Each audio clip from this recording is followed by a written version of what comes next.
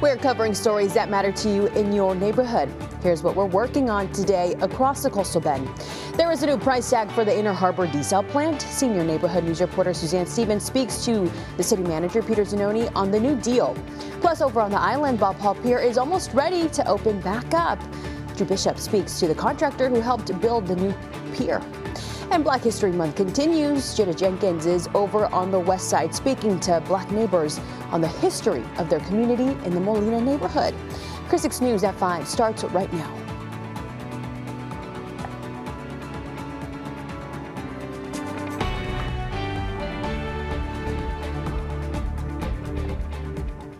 Good evening and thank you for joining us. I'm Clara Benitez Cortez. A lower price tag for the Inner Harbor Desalination Project is shifting the tone at City Hall, but not everyone is ready to sign off just yet. Chris 6 first reported the updated estimate, just under $979 million. That's hundreds of millions less than earlier projections. City Manager Peter Zanoni tells senior neighborhood news reporter Suzanne Stevens the new figure comes from a revised proposal based on local construction costs. They've sourced local pricing. So if they need a certain amount of concrete or pipe, they're not using like a means book. Some council members say big questions remain, including how much the project could raise water bills and what it could mean for Bay safety. We want to know how much money is a water bill going to be. Council is expected to vote on the project next Tuesday with additional studies and design decisions scheduled for April. An arsenic violation at Nueces County WCID number 3 has worried more than just Robstown neighbors. Rivers Acres Water Supply, or more commonly known as RAWS, received their water from District 3 through an interconnect transmission line, meaning once the district had the arsenic violation, RAWS also had to notify their customers. According to RAWS office manager Kylie Rodriguez, they sent letters, posted it on their bulletin board outside their office, and had it on their website. However, a Cal Allen neighbor says she did not get the letter and the public should have been more notified. It's my concern that a lot of people that get their water from RAWS do not know this, do not understand that they're drinking the same water. Some of my neighbors did not know. I told them. RAWS says there is currently no health concern. They add if there was one customer, customers would know quicker than just a letter in the mail. Alrighty, so it was very warm today, but I think we're going to be getting some different type of weather later on. Let's go ahead and bring in Chief Meteorologist Stephanie Lauber, who has the breakdown for our weekend weather. Well, Glada, we're going to shift away from this very humid and muggy weather and actually go to some very dry conditions. So dry that it's actually going to be a bit of a concern. So let me give you the view out along SPID where the sunshine has been rolling. Along with the traffic there, conditions very warm. We've made it to the 80s yet again, and look at that. Alice reporting a temperature of 90 degrees, Hebronville 91 degrees.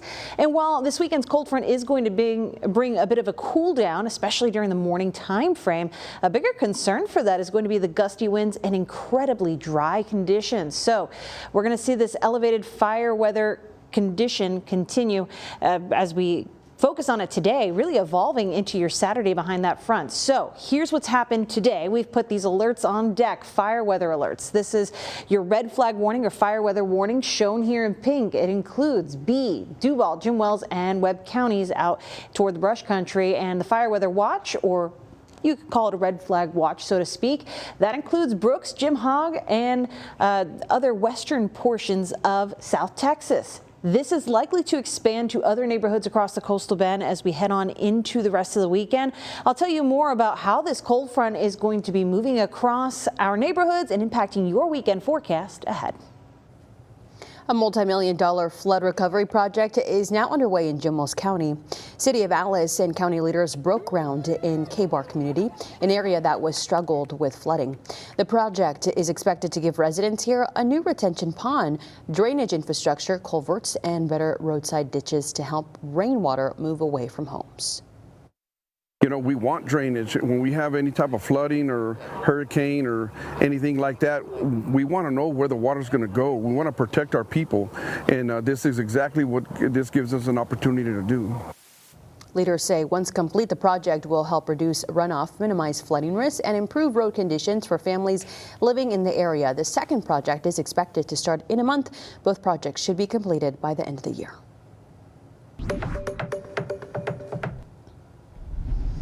Well, there will be daily closures on Airline Road starting on Monday. TxDOT will close the eastbound and westbound 358 exit ramps to Airline Road. The closure will take place from 9 in the morning until 4 in the afternoon. Motorists are encouraged to seek alternate routes during the daily closures. Now, work is expected to conclude on Friday. Well, the new Bob Hall Pier is nearing its debut, but what's stopping it from collapsing when we have another hurricane? Well, James Madelon, a local contractor responsible for the decking on the project, tells Neighborhood News reporter Drew Bishop that the windstorm engineering plays a big role in preserving the pier. He tells us that 200 pop-off panels are installed to release during major pressure to keep the structure itself intact. So these are actually designed to come free as water surges up, which is a really great design to help the integrity of the pier last for as long as 50 plus years is what their plan is. Madelon says the panels are meant to be easily replaced if there's a hurricane while keeping the concrete and steel intact for decades to come. Chris 6 News has been following a controversial workforce housing dispute in Corpus Christi since last year. Now, a judge has ruled granting a temporary restraining order against the Corpus Christi Housing Authority after the board voted in January to void agreements with 13 apartment complexes. The judge denied the Housing Authority's plea to jurisdiction and did not rule on a motion for summary judgment filed by the apartment owners. The Housing Authority is now appealing to a higher court. Well, Corpus Christi city officials are issuing a warning about fraudulent emails many city customers are seeing. Officials say the fake email appears to come from the Corpus Christi Planning Commission. It also includes a PDF with instructions and information for wiring payments. City officials urge residents and anyone engaged with the city departments to verify the legitimacy of any payment requests. If you are unsure, you can call 311. If you donated to a good cause lately, you may have found more solicitation requests being mailed to your home. Well, during the holidays, many people like you donated, but it can open you up to daily charity requests in your mailbox. Bennett Weiner with the Better Business Bureau's Wise Giving Alliance says you can end up on mailing lists based on something you bought or a newsletter you subscribe to. To reduce incoming mail, focus your giving. Select the ones you want to give to and give larger amounts to them rather than small amounts to numerous organizations. A way to eliminate unwanted requests, you can write directly to the charity. Just enclose the mailing label or return card and add the correct postage. Don't just write return to sender. President Trump says he is planning to impose a temporary global tariff of 10%. This comes after the Supreme Court struck down his decision. Trump calls the decision deeply disappointing. The ruling centers on tariffs he unilaterally imposed under an emergency powers law. Trump has called the case one of the most important in U.S. history. The new tariffs would come under a law that restricts them to 150 days. President Donald Trump is planning to direct the Pentagon to release government files related to UFOs. Trump says he'll direct relevant federal departments and agencies to begin the process. The president wants files on extraterrestrial life, unidentified aerial phenomena, and all information connected to UFOs made public. A 2024 Pentagon report reiterated that it had not found evidence of alien life. It is not clear when the records would be released. Well, a blast from the past, how the USS Lexington is planning on a throwback this weekend, what you can expect if you plan on heading to the museum.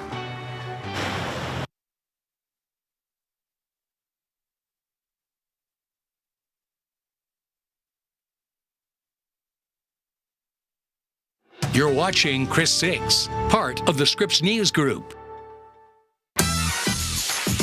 Now, local events and fun things to do. It's Coastal Bend Weekend. Hey folks, if you're looking to pack your weekend with adventure, inspiration, and maybe even a little bit of wildlife, well, this Coastal Bend Weekend is delivering. That's right, from Corpus Christi to Port Aransas. There are so many events happening in your neighborhood. So let's start in Robstown. If you're feeling a little wild, slither on over to the Herps Exotic Reptile and Pet Show. It's happening February 21st and 22nd at the Richard M. Borchard Regional Fairgrounds in Robstown. There's going to be over 100 tables featuring thousands of reptiles, amphibians, insects, small mammals, and all the supplies you'll need. So whether you're a serious collector or just curious, it's a hands-on experience you won't forget. I know I didn't. Doors are open Saturday from 10 to 5 and Sunday from 10 to 4. From cold-blooded creatures to one of the rarest birds in the world, the Whooping Crane Festival is happening now at Port Aransas until the 22nd. This 4-day event celebrates the annual return of the endangered whooping cranes and their winter home in the Aransas National Wildlife Refuge. Festival goers can enjoy boating tours, birding trips, nature workshops, photography sessions, renowned speakers, and a trade show at the Port Aransas Civic Center. And if you're looking for something powerful and immersive, The Thorn is taking the stage at the Salina Auditorium at the Hilliard Center Friday and Saturday night at 7 p.m. This epic production tells the story of Christ through music, drama, aerial acts, modern dance, and stunning visual effects. Seen by more than 1 million people over the past 25 years, it's a moving experience that blends faith and theater in a big way. And at the Aurora Arts Theater, don't miss the last chance to see From Far Away. Based on the true story of a small town in Newfoundland that welcomed thousands of stranded airline passengers on September 11th. This global hit musical celebrates kindness, connection, and the power of community. Showtimes are Saturday at 7:30 and Sunday at 2:30. But the list doesn't stop there, folks. For more details on all the events we mentioned and more, head on over to our website, KrisTV.com. And as always, folks, if you have an event of your own that you think belongs in Coastal Bend Weekend, make sure you send us a message. From the studio, I'm Michelle Hoffman. And I'm Brian Hoffman. Have a great weekend, everyone. One street, two communities. I'm Jada Jenkins, and this Black History Month, I'm sharing the stories of the Black community in the Molina neighborhood.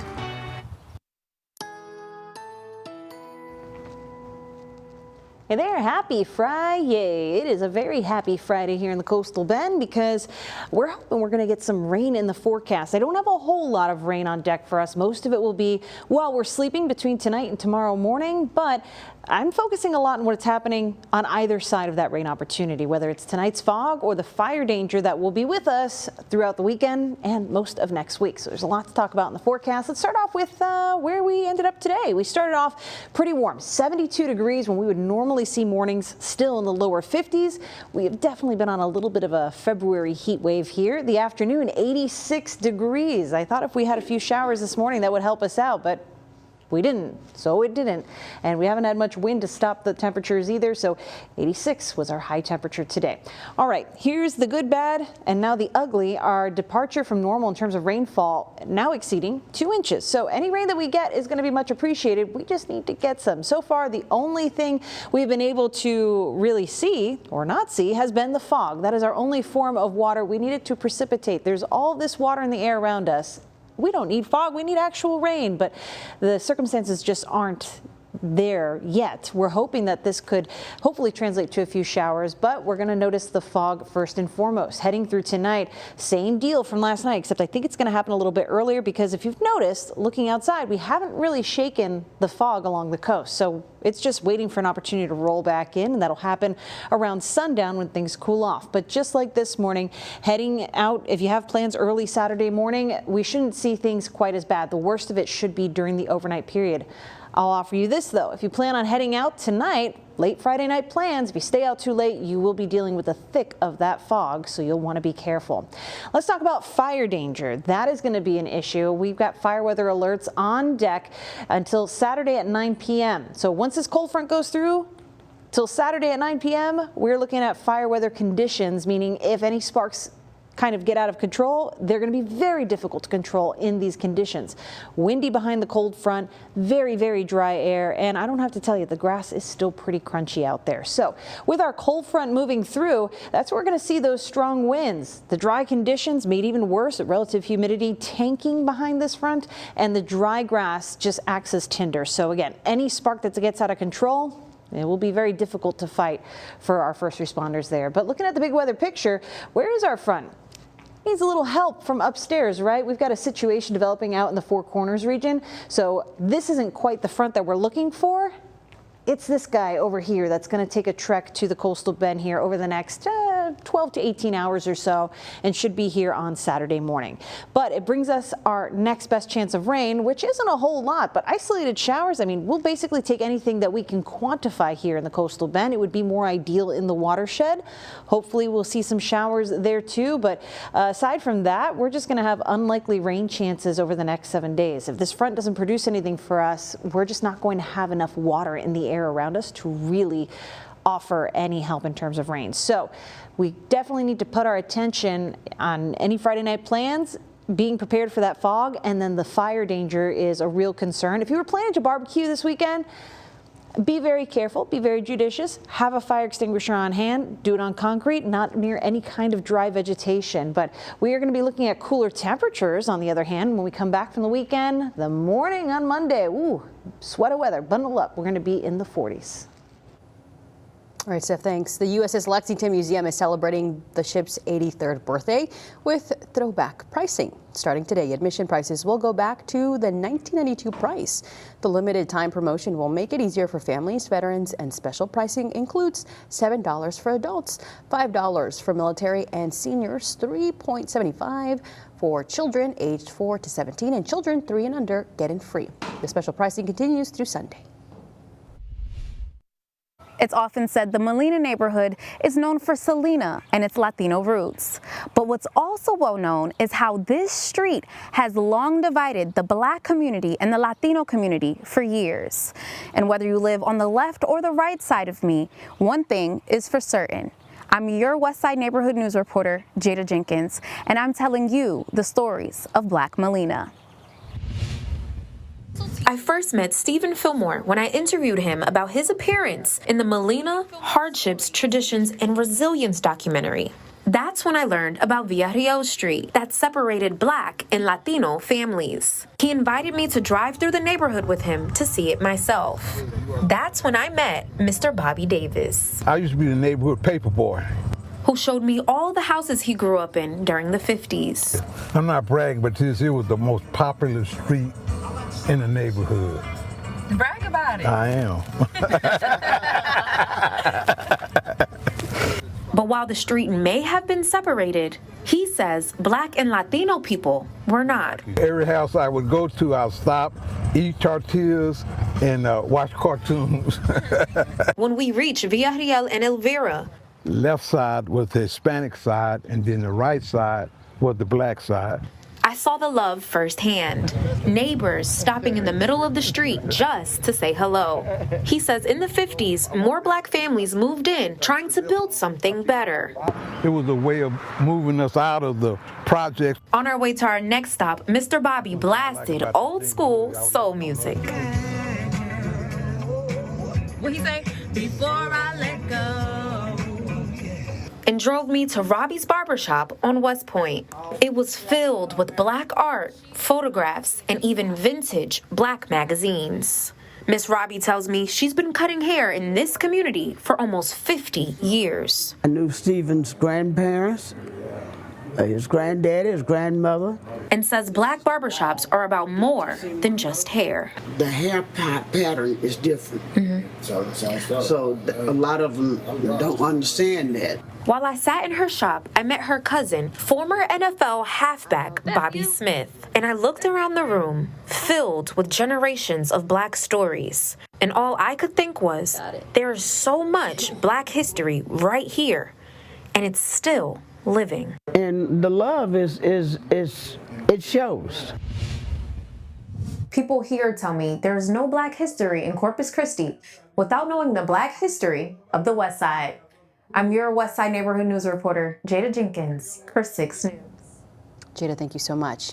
West Oso IC held its Black History Month celebration today, honoring the enduring legacy and contributions of African Americans. Well, this morning, students met in the school's auditorium to highlight 100 years of accomplishments from the 1920s to the 2020s. Students K through 12 celebrated with music, praised dancers, and honored special guests, including Adrian Caldwell, the first NBA player from Corpus Christi who graduated from West Oso in 1984. Want our students to know where they came from, and I know this has been a year where the Molina movie was made, and so the students do have a heightened awareness of the uniqueness of West Oso, that it was a community always formed on the idea of that all students deserve equitable opportunities. The district says the celebration reaffirms their commitment to education, equity, and unity values that strengthens West Oso ISD and the community they serve. We'll be right back. You're watching Chris 6, part of the Scripps News Group. Alrighty, Steph, big question here. How is the weekend weather planning out to be? Well, it's not too bad. We just need to be careful. We're going to have fog tonight into tomorrow morning. Hopefully a few showers, and then we're going to be talking about windy conditions on Saturday, a little bit of a cool down, but really the focus on the ugly part of that, the elevated fire danger that's going to be with us not only this weekend, but through the week. So please, please, please be careful with whatever outdoor activities you have going on. Try to be mindful to not set off any sparks because it's going to be very difficult with these conditions, and we may have our first 90-degree in Corpus Christi day in 2026 next Thursday, something I'll be watching for. So yeah. Yikes. From sweater weather Monday morning to 90s on Friday. That's South Texas for you. That's South Texas. Well, everybody, thank you so much for watching Chris 6 News at 5 o'clock. We will see you here in 30 minutes at 6. Bye.